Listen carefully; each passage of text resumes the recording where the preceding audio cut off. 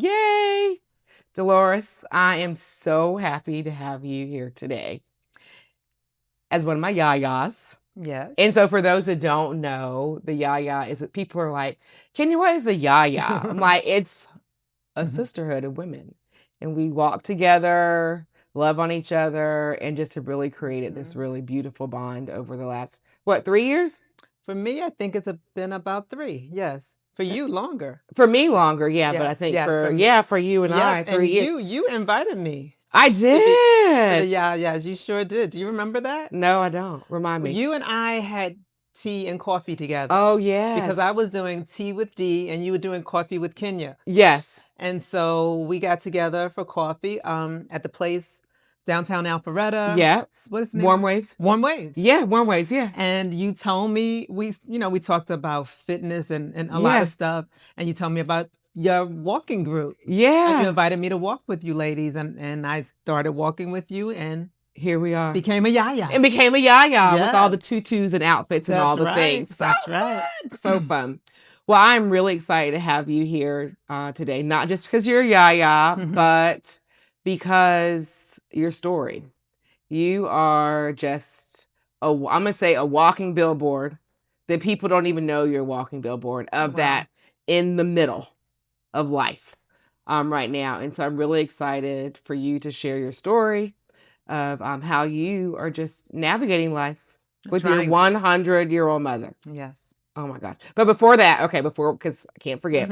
All right. So it's coffee and I say sometimes tea, and you are tea with D. That's right. So we're having tea. You brought me a tea bag, so I'm not drinking coffee today. So what tea are we drinking? So you are drinking Tazo Awake. So I love black tea. Okay. I'm not a coffee drinker. Right. But I love black tea because it's very robust. And Tazo Awake is a very robust black tea. Okay. I'm trying not to have any sugar in this 21-day season. Okay. So I'm not having Tazo Black because I like that with a little turbinado sugar in it. Okay. But instead, I'm having some Numi green tea. Okay. Gunpowder is what it's called because it's also very robust and strong. I love that too. And I love that you added I didn't have any lemons.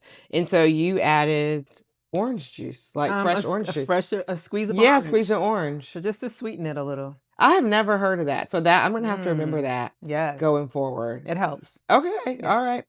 All right. So let's get into life because you just said trying to navigate it. Trying. Mom is 100.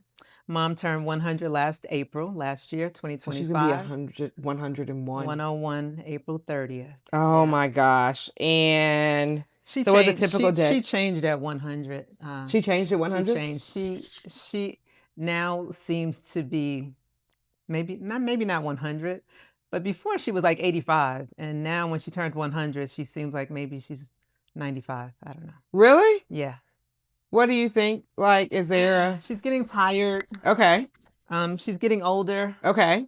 Things are changing. It's inevitable, I guess. Yeah. You know, the longer you live, the more things are going to change.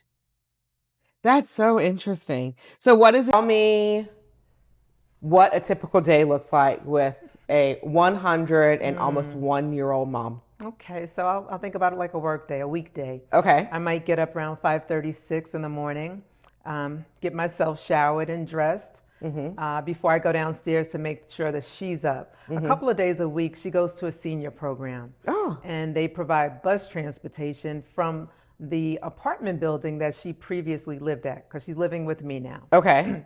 So I get her over to the apartment building, which is about 10 minutes away. So I have to get her up, make sure, she's got her bag together with whatever she needs to take with her. She's very slow. But I get her up and get her out, and I get her to her apartment building, get her settled in the lobby. To wait for the bus. Okay. So I get her over to the apartment building, which is about 10 minutes away. So I have to get her up, make sure, she's got her bag together with whatever she needs to take with her. She's very slow. But I get her up and get her out, and I get her to her apartment building, get her settled in the lobby. To wait for the bus. And then I get back home before I start working at 8 o'clock. So typically I work from home. That's going to change a little bit next week, but I get back to my home office. I start working until about 2 o'clock. I usually take lunch around 2, and that's when I go back to the apartment building to pick my mom up, bring her back home. So my lunch hour is not really a lunch hour, No. not for me. But Right. anyway, I bring her back home. I make sure she's had something to eat, get her settled, and then I get back to work till 5 o'clock. After 5, a couple of days, I will go to the gym or go out to walk or maybe do a little workout in the basement. I will make sure that she's had dinner, of course. My mother goes to bed early, which helps me out a lot Oh. because it gives me the evening. So in Yeah. the evening, I might do it if I have a booking to do for my travel Yeah, business. I uh-huh. might, do that. Yeah. I might read a little. I might hang out with Kwame. Yeah. Watch a little TV, maybe a little. Yeah. Get ready for tomorrow. Think about it. If I'm taking my mother back to the program tomorrow, I want to pull her clothes out so that when she gets up in the morning, she can just get dressed, saves a lot of time. Right. So I'm always preparing for the next day. Yeah. I'm always doing something. You, you always do it with like, I mean, I don't see you doing it, but you're always so positive, upbeat, and just full of life. We'll talk about that more, I'm sure. You mentioned Kwame. How has Kwame adjusted to this?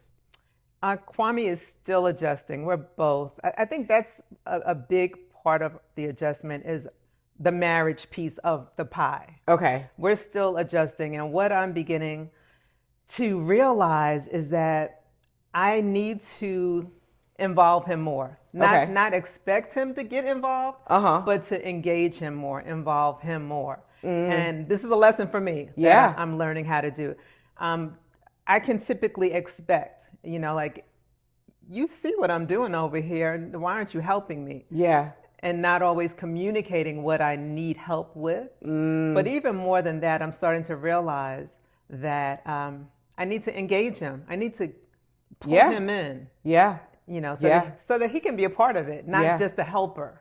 Yeah. I think that's just a part of just marriage in general as women. Like we like to just do a lot of things and have expectations from our That's true. Sometimes are unmet, but not on there because of them. So it's a good lesson though. It is. In this. So tell me, when you feel stretched thin, what are you doing? What are we doing for Deloris? So for me, I'm a huge fitness enthusiast. I've had a gym membership since I was 18 years old. I mean, always an active membership. Right. Okay. Since you were 18. Since I was 18. I love the gym. I love the smell of the gym, which is kind of odd, right? It's just something about the gym. I have a little gym in my house, but I like to get out and go to the gym really. So when I'm feeling stretched thin, a workout is good for me. It could be a short workout. It doesn't have to be a hard workout, but a workout helps. I also like to go to the steam room at the gym, sit in the sauna. Out for a walk. If the weather is nice, walking really helps me relax or think and get a grip. Right. It gives me an escape. How do you recognize like when it's time for rest? It's time for Deloris time. It's always time for no. I do feel that I have to pour into myself. I can't pour into my mother. I can't help my mother unless I'm full. Right? So I do know, and I take time for myself. It may not be every day. It may not be a long period of time, but I'm gonna step away and take a bath, or go for a reflexology appointment once a quarter. Good for go you. for a facial once a quarter. But I'm gonna go to the gym multiple times a week, and that helps me. When I'm not only when I'm stretched thin, but all the time. Yeah. They say that so caregivers often take care of themselves last. And so you've talked about going to the gym and going for walks. And I'm just even seeing this now, like with my parents and my 95-year-old grandmother, that you got to prioritize like your health. Absolutely. And so tell me how you like you have your physical, but like your health, like you Mm-hmm. making sure you stay on top of your stuff. Like Absolutely. what are we doing? Because we need Deloris So, here for a long yes. time. So I'm finding myself managing my mother's doctor appointments. But in this season, while I'm managing hers, I'm having a couple of my own. As a matter of fact, I have a follow up tomorrow Okay. that I've had on the calendar just since last week. Right. So I'm taking care of me too. I tend to, take care of her first sometimes, but I take care of me too. Yeah. How does that feel? Like it's your mom, like, and Yeah. so it's this, how do I put this? It's your mom. You got to take care of you. You have to take care of you, and you don't want to get lost. But I'm sure sometimes there's some frustration and like, because you're an only child. Yeah.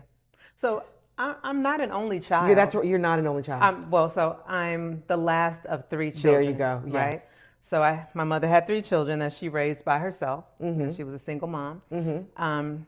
My brother was 9 years older than me, and my brother died in a boating accident in the Bahamas. So my mother is from Andros, Bahamas. Okay. And for a while, my brother was living in the Bahamas, and he was in a boating accident. He was 29, and I was 18. Is that right? Yeah. I was 19 and he was 28. Okay. That's what it was. And then my sister, 5 years older than me, she passed in 2009. She had a 9-year bout with breast cancer that went breast, liver, bone, and brain. Okay? And so my mother has buried 2 of her 3 children, right? And again, when you live to be 100, you see a lot of death, but my mother has buried 2 of her 3 children. And I would imagine that, one of her greatest pains is burying her children. Yeah. And I can only imagine. But I watched her grieve the loss of her 2 children. And then she also lost one of my sister's youngest sons, her grandson, last year. Yeah. So again, my mother's seen a lot of death. But anyway, I'm the last one left. My mother has no more children. She's outlived them. And I pray, and this may sound selfish, but I do pray that I outlive her, because I know God will take care of her if I'm gone, but I do feel like nobody can take care of her the way that I do. Yeah. Yeah. So I'm the only one left. So even though I didn't choose to be a caregiver, I don't know that I would have chosen to be a caregiver. I don't have a choice. I don't have a choice. I have to take care of my mother. I could not take care of my mother. Yeah. So, yeah. I didn't choose to be a caregiver. You hear that a lot. Yeah. It's such a heavy weight to carry, but an obligation. And a blessing. Yeah. It is. What a blessing. And it's an honor, honestly. My mother has lived to see 100 years. She's the first centenarian that I've ever known. But I'm honored to walk alongside her in this journey. And not only am I blessed and honored to have her in my life, but her sister will be turning 103 on February 8th. Okay. I think you're going to be here for, I think you are right. I know 2 centenarians personally. That is amazing. Did you know that only 1 in every 5,000 people in America live to be 100 years old? No. 1 in 5,000. So, and her sister's 100. I forgot her sister was 100 and 102. She'll be 103. Yes. That is amazing. Oh my gosh, that's so amazing. Yes. All right. So, how do you release guilt when you can't do everything and be everything to everyone? I give myself grace. And that's a new lesson for me. Okay. I'm starting to learn to give myself grace. I can't be everything. I can't be everywhere. I can't do everything. Yeah. Even though I think there was a period of time when I had a fear of missing out, Yeah. FOMO. I wanted to do this. Yeah. I can't. And I give myself grace when I can't. Yeah. And I give myself grace if I can't answer that phone call or that text message. I just can't. I can't do it all. No. So I give myself grace. FOMO is real. But when you get to a point where it doesn't even matter, That's I'm right. like, That's I'm right. so good. I have no fear of missing out on anything. So you have a daughter. What does that look like for Nona in this season for you? Wow. I wish you could ask her that actually. So I didn't have the privilege, I believe, that Nona has, right? I didn't know my grandmother. My mother's mother died when she was young. I mean, she was not even a teenager yet. So I never knew my grandmother. I never knew neither of my grandmothers, right? My mother's side and my father's side. But Nona has the privilege of knowing, her grandmothers. She knew Kwame's grandmother, who was her great grandmother. Yeah. So she's watching. She's watching me walk alongside my mother in this season, and I think it's preparing her for something that I was not prepared for. Yeah. I was not prepared for this. Yeah. It just shows up.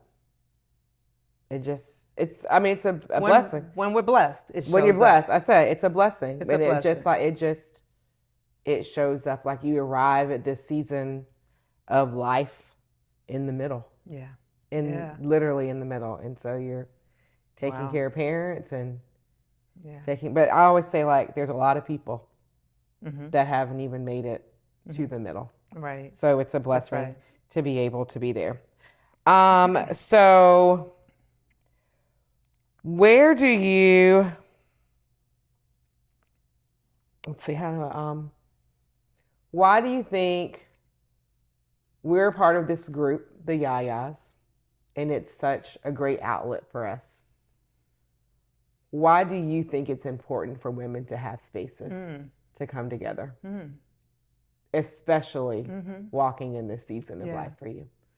I think that, I'll answer it this way. I think that one of the things that has surprised me about this season and caregiving for my mom is that it has showed me some lonely times, sometimes when I felt alone, right, taking care of my mother.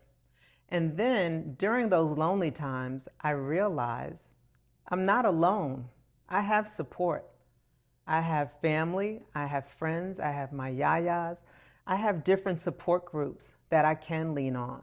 Yeah. And that's important to me. I've always been a person that has my girlfriend. Yeah. In all seasons of my relationships, I've always had my girlfriends. And so in my marriage, I've had my girlfriends. Yeah. And I've had my sorority. And I've had my yayas. Yeah. And I've had my different circles. Yeah. And I think it's what's helped me not feel so alone when I felt lonely or when I felt alone. It's lifted me up. Do you find, I don't know, I think that sometimes, like, I think about, I don't know, I have a friend, her daughter passed away last year, caregiver, 16, she was 16 years old. And so she was her caregiver for a long time. And so I often think about, like, for me, like, when you're feeling lonely, like, do you just reach out to people? Like, how do you fill that void? You said that you have all these groups, right? But you're at home, you're like, okay, my mom is here, I'm taking care of her.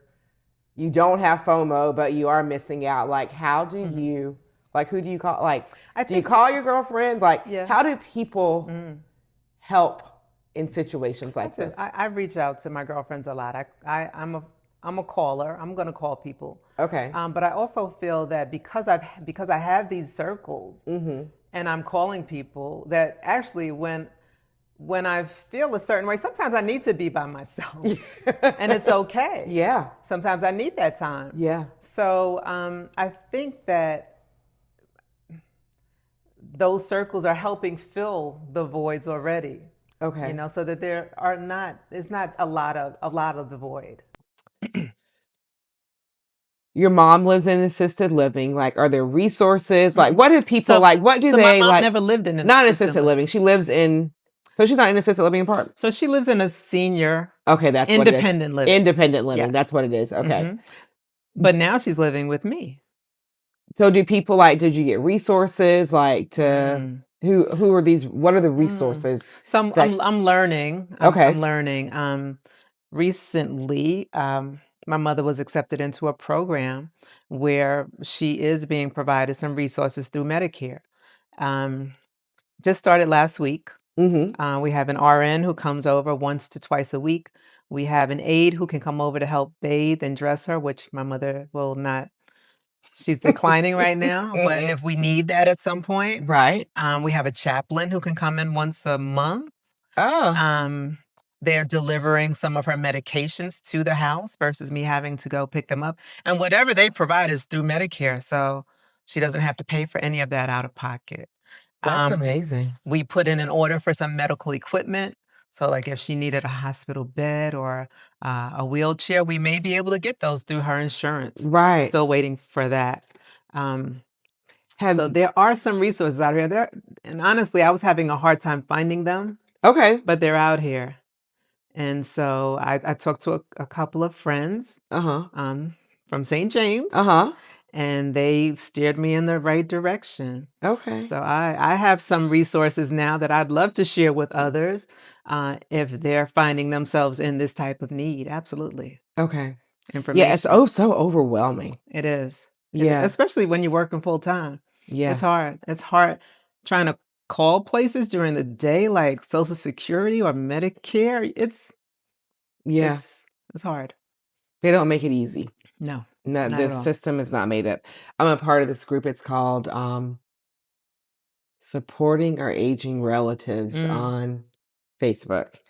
And so sometimes, you have your own story and you're like, "Oh my gosh, this When is you so hear someone much." else's. And then you hear someone else's and you're like, Yeah. mm, Yeah. "No." Exactly. You're like, "No. Yeah. I'm good." It can always be worse. Yeah. So in one word or phrase, how would you describe this season of your life? Okay. I'm going to make it 2 words. Okay, Mhm. of course. Okay. Like it. Demanding Mm. and divine.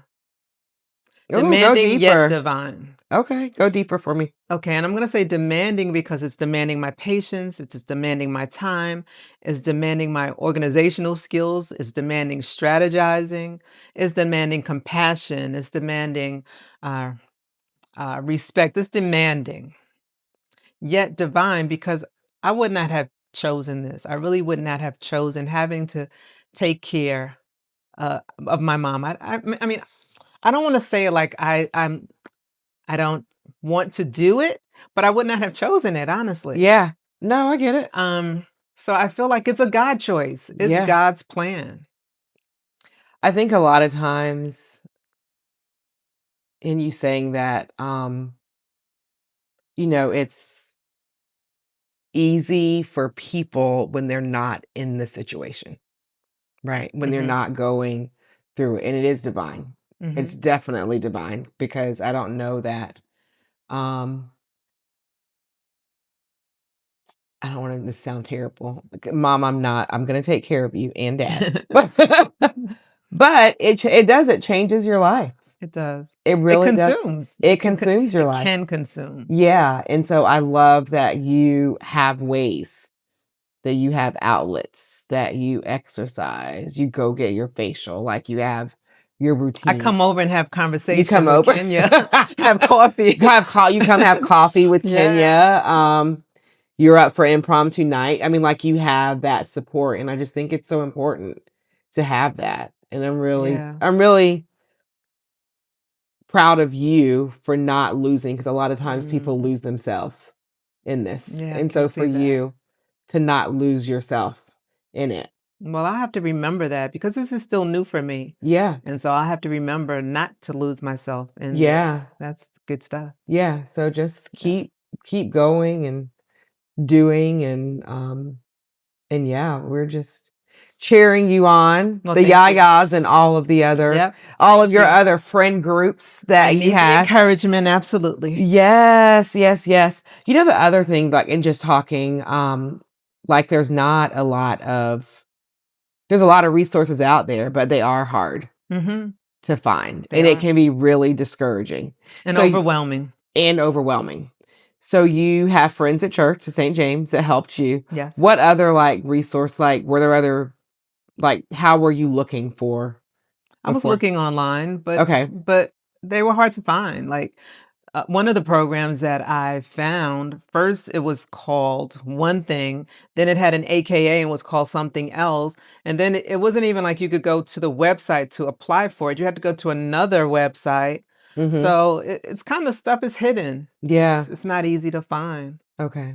I haven't really found any other resources. I mean, the two people that helped me at St. James were godsends. Yeah. Um, and I don't, maybe I haven't had to look any further yet. So Okay. maybe that's why I don't know what other resources might be. I'm sure there are other resources Yeah. out there. But the program that my mother did get um, approved for also gives her a social worker Oh, who will okay. work with me basically Right. and help me with resources. So I'm hoping that that will be a value as well. I haven't Yeah. really talked to her very much yet, but Okay. yeah. So I just have to this I don't have this question on my I didn't have this, but I just want to ask you because we're talking about your mom. Tell me about your mom, like just Oh yeah, I'd love to yeah, you tell you tell about me about like I her. mean to be 100. I feel like I Okay. should have opened with this, but Yeah. tell me about your mom and her Yeah. journey Younger. to 100. Okay. So my mother was born in Andros, Bahamas. She Uh-huh. was one of 9 children, and her and her sister, the one that's going to be Yeah. 103, they left the Bahamas at around age 18 and 20 and came to the U.S. They were doing some domestic work first in Colorado, Okay. and then somehow they both moved to New York City. I'm not even sure how that quite happened.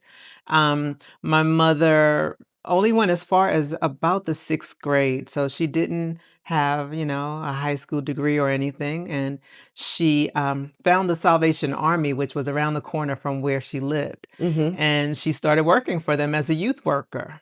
And Mm. she retired from the Salvation Army. Her sister got work at the Board of Ed in New York City. She worked, I believe, in the lunchroom. Right. And so she did that until she retired. My mother was always very independent. Like I said, she raised 3 children by herself because she early on tired of some of the things that were Right. going on in her Right. Yeah. marriage, Right. right? Yeah. Uh-huh. Um, just to be honest, right? Yeah. But so my mother, I always looked at her as the person who could do everything. She was a seamstress. She made wedding dresses. She made coats. She whatever I needed or somebody wanted, she could make it, and I felt like she could make anything. Right. You know, Oh, right. um, just to fast forward a little bit and tell you a little something about my mom that I'm so proud of and I dote on about her is that she lived in New York City, so she didn't need to drive. We traveled subway, bus. Right. Yeah. But when she retired, she moved to North Carolina where my sister was living at the time. Mm-hmm. And she got tired of waiting for my sister to come home from work to take her to the fabric store, to take her to Walmart, whatever. And so she would call me and complain about it. And I'd be like, Ma, get your driver's license, get your permit, get your Uh-huh. permit. So she read the book. She got her permit at an age of 75. She got her driver's What? license. So I thought that was pretty cool. That is so 75 years old, cool. she started driving. As a matter of fact, today she told me in one of her little unhappy moments because she's living with me now and still wanting to go back home. Uh-huh. She told me if she could drive, she said, no, if I had a car, I would drive myself home. She hasn't driven now since COVID. But yeah, but anyway, she started driving at 75. So started driving at 75 and drove for 15 years. hmm That is amazing. So how did she end up here? Left North Carolina, comes here. So my sister passed Yeah. away in North Mm-hmm. Carolina, and my mother was still for a little while living with her son-in-law at the time. Then she got her own apartment in North Carolina. And my husband, actually, Kwame, started saying to me, Dee, you should encourage her to move here because I was kind of going back and forth a little bit. And he was like, you should get her here while she can still drive. While she's still driving, she can still get around. Yeah. God forbid if something happens to her, she gets sick. Yes. So when she turned 88, she moved to To Alpharetta. Alpharetta. Uh-huh. And actually, later that year, she was diagnosed with colon cancer. So it was a great blessing that she was here, Yeah. right at North Fulton Hospital versus me having to go back Go and back and forth forth. and, you know, Isn't it amazing how God just amazing. moves Amazing. and orders the steps. And now, what a powerful story. Yeah. 75 driver's license. There's people She's still not something else. driving. She Oh is. my gosh, Mhm. I love it. So what does hope look like for you today? Like today. Like what are you hoping for? You know what hope looks like today? Uh-huh. Being able to see glimpses or even longer periods of glimpses of my mother laughing. She's not laughing much right now. Mm, She's not very happy right now. And I would love to see her happy. mm, That would give me hope. Seeing her laugh, just watching her feel more comfortable in my home. yeah. That, I'm hopeful for that, prayerful for that. Yeah. Does she give you I know she gives you a hard time sometimes because that's what they Mhm. do. She gives it to me. Only Yeah. yeah. She gotta vent to somebody. Right, of Mhm. course, she has to vent to somebody. Mhm. Um, how has that like, how has that adjustment look like with her moving into your house? Like, how is she like, is it taking her a long time? I It's know she wants to go home, but yeah, so she's only been here since, December, early okay. December, right? Okay. End of November, early December, so it's taken a little time. Okay. It is. Yeah. It's gonna happen. Yeah, she's gotta get more acclimated, I guess once she really realizes she's not going back home, because Yeah. maybe she still thinks she is, because she asks a lot. Not every day, but almost every day. Yeah. So maybe once she realizes she's not going back home, then maybe she can relax. Yeah. So that gives me hope that maybe she will Mm, relax and feel like it's okay. yeah, to just relax. Yeah, and Just be enjoy relaxed. What has caring for your mother taught you about aging, legacy, and dignity? Mhm. First of all, one of the things about aging that I'm realizing I don't like, Okay.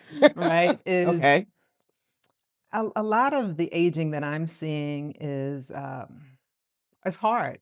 The cliche when they say that growing old is not for the faint of heart or for the weak. Mhm. It really isn't. Mm, Aging is hard. yeah. Um, you know, people's health declines. Yeah. Their cognitive abilities decline. Yeah. Their physical abilities decline. They become weak. They're, you know, they're Yeah. they're aging, and it's a hard thing to watch for me to Yeah. watch. It's a hard thing for my mother, I believe, to actually endure. But she doesn't talk about death. She doesn't talk about. She doesn't. She. It seems like she's going to be around. I don't know.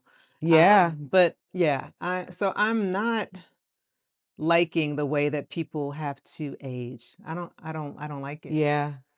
I mean, it's one of those, like, we know it's coming. Yeah. So I think parts it's just how do you Approach it. approach it? How do you prepare? I mean, I don't know that there's any preparation. For me, like I will just say like watching my grandmother and watching my grandmother, she's 95 and Mhm. she still can walk around. I mean, Mhm. very much like your mom. Yes. Um, but now I'm like, well, I need to do more strength training. I need to Mhm. do more, there's things that you Right. look at Yeah. and that you pick up on. Yeah. There's habits, Sure. that are Lifestyles. lifestyles. Absolutely. There's behaviors, it's some stuff is genetic, my attitude and how I Mhm. respond. And so Mhm. now I'm Yeah. like, ooh, let me check myself now Mhm. because, That's true. That's and so good. I think that sometimes with aging, it's not just the physical, some of it is the mental and like what Mhm. can we do Mhm. to prepare ourselves. It is Yeah. really interesting just going back when you said that your mom was like 85 and now she's turned 100 and is like 95. Mhm. It's really interesting. I think as parents, people age, not just parents, aunties, uncles, whomever, so quickly, like That's right. As they get older, it a just year changes. Yeah, a can be a, year. a rapid change. Yes, makes a huge difference. And so, Absolutely. yeah, Absolutely. well, But yeah. but when I think about legacy, right? Mhm. A lot of times when we think about legacy, we think about things like accomplishments, milestones, or possessions and Mhm. finances. But when I think about legacy, I think about what we can instill in others. Mhm. And I think about what my mother has instilled in me. Okay. And she's instilled a lot of positive things in me. She instilled faith in me. She taught me to believe in and rely on God. She taught me how to pray, which I use. Mm. I love to pray. Yeah. I believe in the power of prayer. Yeah. So she's instilled a lot of things in me. So those things are going to continue in me. Yeah. Um, also, a lot of the things that she's instilled in me have come full circle, right? Mm. She used her hands to guide me, to help me. And now those hands, I'm touching those hands now in different ways. I'm helping those hands. I'm Uh, helping her. So it's like it's a full circle. yeah. She helped me. Now I'm helping her. Yeah. And the things that she instilled in me, also the legacy, you know, um, will outlive the two of us because I will pass those things on to Nona as well. Yeah. That's my prayer anyway, that I pass that legacy on to Nona. Yeah. So That is that's so how I good. look at legacy. Yeah. That is so, so, so good. I love that you're able to, like, you have Nona to pass that on to. I pray. Yeah. She's got a great example in you and her grandma. Um, all right, I got it. All right. So Dolores, tell me, so we've talked about what your day looks like, but tell me about you. Hmm. Okay. Well, I like to start off by saying I'm a Christian, and I Mm-hmm. don't say that all the time. So I want to make a point Yeah. of saying Oh, I love that that. I'm a Christian. Okay. I was born and raised in New York City. Mm-hmm. I've now lived in Georgia almost 30 years. I moved to Alpharetta and am still in Alpharetta, 30 years almost. I've been married for almost 30 years. So I'm a daughter first, Uh-huh. a wife, and a mother. My, Uh-huh. my daughter is 28.